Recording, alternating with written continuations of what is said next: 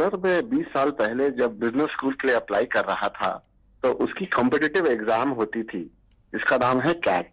उसमें बहुत सारे गणित के सवाल आते थे जिसको कम समय में करना पड़ता था। तो मेरी माँ ने मुझे एक बुक लाकर दिया जिसका नाम था वैदिक गणित।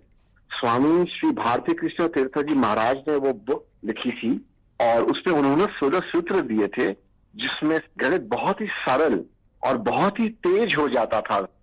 जब मैंने वो पढ़ा तो मुझे बहुत प्रेरणा मिली और फिर मेरी रुचि जागृत हुई मैथमेटिक्स में। मुझे समझ में आया कि ये सब्जेक्ट जो भारत की देन है, जो हमारी धरोहर है, उसको विश्व के कोने कोने में पहुंचाया जा सकता है। तब से मैंने इसको एक मिशन बनाया कि वैदिक गणित को विश्व के कोने कोने में पहुंचाया जाए, क्योंकि गणित की डर सर हर जन को सताती है और वैदिक गणित से सरल और क्या हो सकता है। गौरव जी, कितने सालों से आप इसमें काम कर रहे हैं? मुझे आज हो गए करीबन 20 साल सर, मैं उसमें ही लगा हुआ हूँ। और अवेयरनेस के लिए क्या करते हैं, क्या क्या प्रयोग करते हैं, कैसे जाते हैं लोगों के पास? हम लोग स्कूल्स में जाते हैं, हम लोग ऑनलाइन शिक्षा देते हैं। हमारी संस्था का नाम है वैदिक मैथ्स फोरम इंडिया। उस संस्था के तहत हम लोग इंटरनेट के माध्यम से 24 घंटे वैदिक मैथ्स पढ़ाते हैं सर। गौरव जी, आप तो जानते हैं मैं लगातार बच्चों के साथ बातचीत करना पसंद भी करता हूं और मैं अवसर ढूंढता रहता हूं। और एग्जाम वॉरियर से तो मैं बिल्कुल एक प्रकार से मैंने उसको इंस्टीट्यूशनलाइज कर दिया है। और मेरा भी अनुभव है कि ज़्यादातर जब बच्चों से बात करता हूं तो गणित का नाम सुनते ही वो भाग जाते हैं। और तो मेरी कोशिश यही है कि ये बिना कारण जो एक हाव पैदा हुआ है उसको निकाला जाए, ये डर निकाला जाए।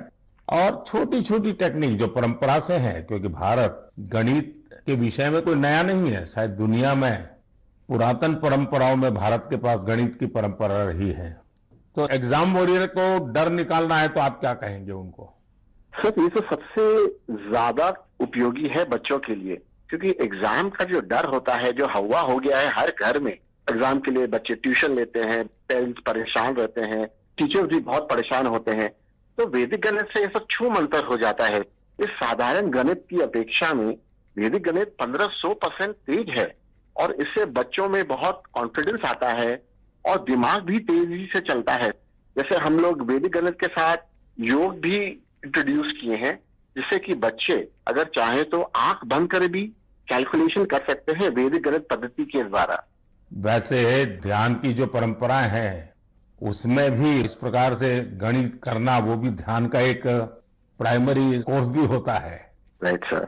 चलिए गौरव जी, बहुत अच्छा लगा मुझे और आपने मिशन मोड में इस काम को उठाया है और विशेष करके आपकी माताजी ने एक अच्छे गुरु के रूप में आपको इस रास्ते पर ले गई और आज आप लाखों बच्चों को उस रास्ते पर ले जा रहे हैं। मेरी तरफ से आपको बहुत बहुत शुभकामनाएं। शुक्रिया सर, मैं आपका आभार व्यक्त करता हूँ सर कि वैदिक गणित को आपने महत्व दिया और मुझे चुना सर, तो वी आर वेरी थैंकफुल। बहुत बहुत धन्यवाद। नमस्कार। नमस्ते सर। साथियों, गौरव जी ने बड़े अच्छे तरीके से बताया कि वैदिक गणित कैसे गणित को मुश्किल से मजेदार बना सकता है। यही नहीं, वैदिक गणित से आप बड़ी बड़ी साइंटिफिक प्रॉब्लम्स भी सॉल्व कर सकते हैं। मैं चाहूंगा सभी माता पिता अपने बच्चों को वैदिक गणित जरूर सिखाएं। इससे उनका कॉन्फिडेंस तो बढ़ेगा ही, उनके ब्रेन की एनालिटिकल पावर भी बढ़ेगी। और हाँ, गणित को लेकर कुछ बच्चों में जो भी थोड़ा बहुत डर होता है, वो डर भी पूरी तरह समाप्त हो जाएगा। मेरे प्यारे देशवासियों, मन की बात में आज म्यूजियम से लेकर मैथ तक कई ज्ञानवर्धक विषयों पर चर्चा हुई। ये सब विषय आप लोगों के सुझावों से ही मन की बात का हिस्सा बन जाते हैं।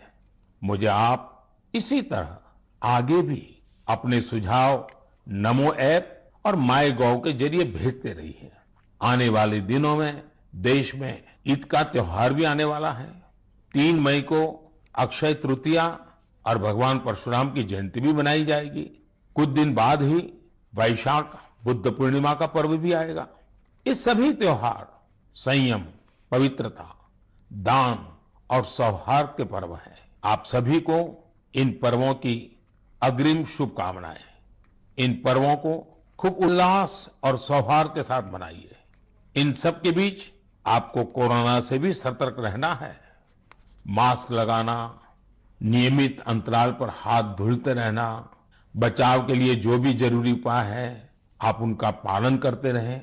अगली बार मन की बात में हम फिर मिलेंगे और आपके भेजे गए कुछ और नए विषयों पर चर्चा करेंगे। तब तक के लिए विदा लेते हैं। बहुत बहुत धन्यवाद। नमस्कार।